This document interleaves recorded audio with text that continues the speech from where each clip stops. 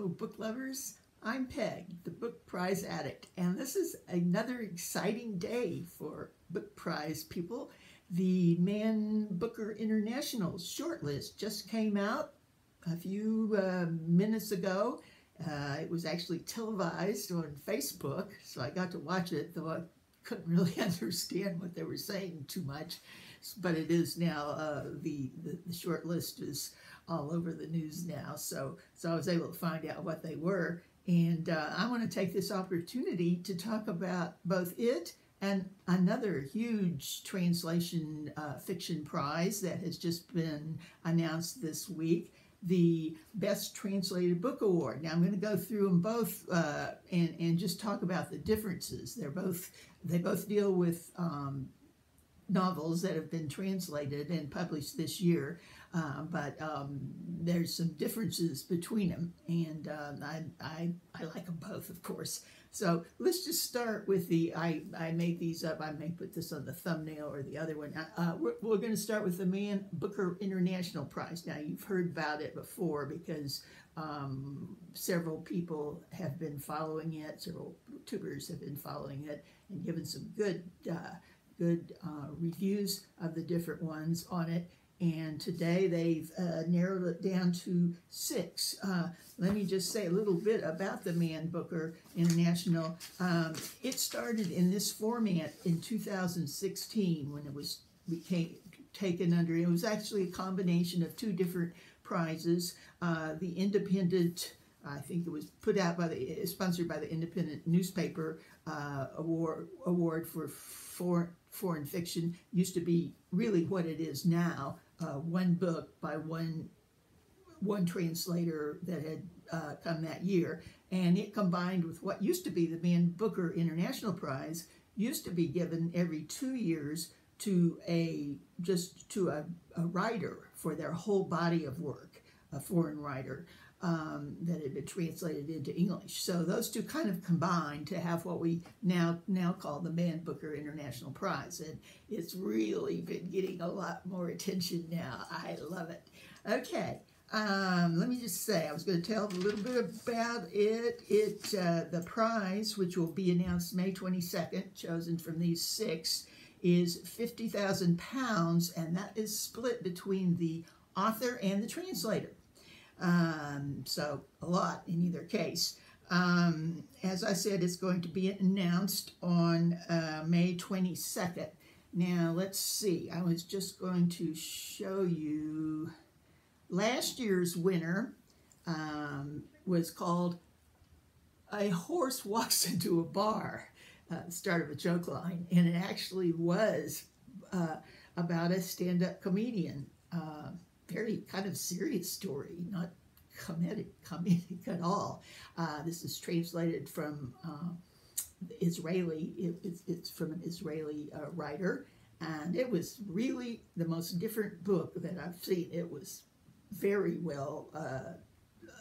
Everybody agreed that it was a rightful winner. Okay, so that was just last year's. This year, I just happen to have the books here, and let's just quickly go through them.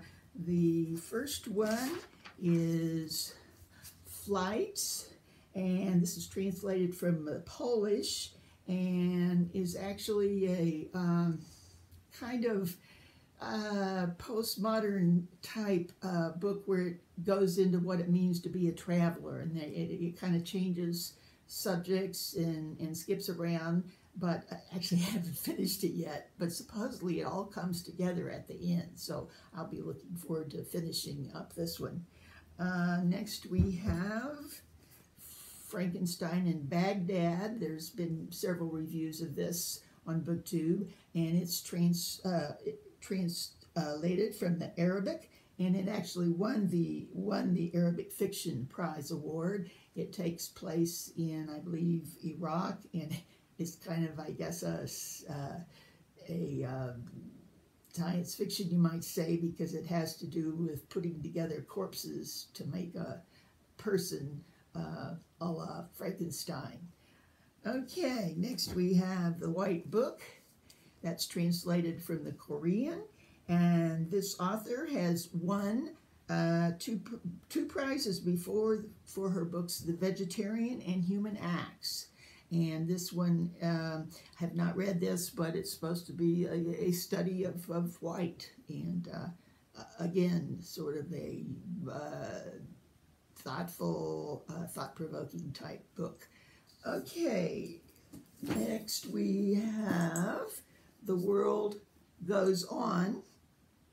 And this is translated from the Hungarian, and this author, who I won't pronounce his name, but he is quite famous. He's been a winner twice of the same prize before. Once one for his book called Satan Tango, which was made into a movie, and Sibo There Below. He also won for that.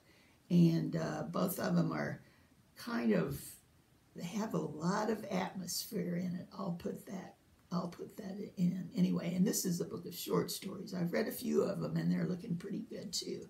Okay, next we have The Fading Shadow. This is translated from the Spanish, and the author, Molina, had written a book, I think, like 30 years ago called Winter in Lisbon. I've been trying to get my hands on a copy of this. There doesn't seem to be any, but I would like to read that, because in this he comes back to Lisbon and I guess refers to it. And this also has to do with his following the path that James Earl Ray, the killer of Martin Luther King, took after he committed the murder and before he was caught. So it's kind of part historical fiction, part memoir. Okay, and last but not least, we have the wonderful cover, the book Vernon Subutex. This is translated from the French, and it is supposed to be a mind-blowing portrait of French society. A lot of people have reviewed it and say you need to be kind of young to really get it, but we'll see. This old lady will give it a try anyway. Okay, so that's it on the Man Booker International. We have, till May 22nd to read those, and I hope to get some more of them read and talk about as we go. Okay, my next, I'm going to compare it with the prize, I'll show you here we go, the BTBA prize, which was the long list, was just put out this week, and it's also for translated works, but I'll go through kind of some of the differences. This is an American prize. It's sponsored by, I guess, 3%, it's called, which is a resource for international literature at the University of Rochester. And they have a wonderful blog. They also are somehow attached to the Open Letters Press, where they put out foreign translated books. They have a lot of different things on their blog. You can buy the books, of course, and then they have like a 2-month study of different books they put out that you can go along with them. So I've really enjoyed that. And they've even been guessing on their blog who they think will be on this. Now, let me tell you, this has 25 books on the long list. And it's because of the way they choose them. They have 9 judges, or they had this year 9 judges, and they get together and choose 16 books to put on it. Everybody, I suppose it's who gets the most votes, etc. Then, after they have the 16, each judge gets to put in a judge's choice. If they have a book they really like and didn't make it, they get to put it in. So I've heard it said this may not be the best 25 books in a factual manner, but there's some really unusual ones, and ones you probably have not heard of before, and I kind of like that. I enjoy looking into these. I actually read them all last year. We'll see how I do this year.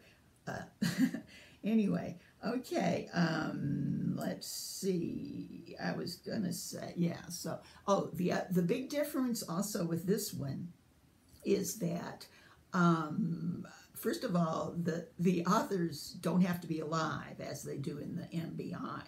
And that makes a lot of difference because they can go back into history and look at books that may have been written earlier in foreign countries that are still great books and translate them, and they'll be up for this award. So that makes a lot of difference. In fact, amazingly, the two prizes rarely overlap in what they choose to be on their lists. I'll have to say also some of the differences are, it appears that the MBI, which is held in the UK, chooses more European type translated books, whereas this one chooses a lot from South and Central America.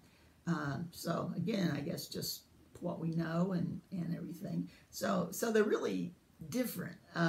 Another difference is on them is that they look at a different window of time, so that the same book can be eligible 1 year for one of the prizes and not for the other. In fact, that happened with one of the first books. I'm going to tell you a little bit about some of the books that are on there. Not all 25, don't worry, but some of the ones that I'm familiar with.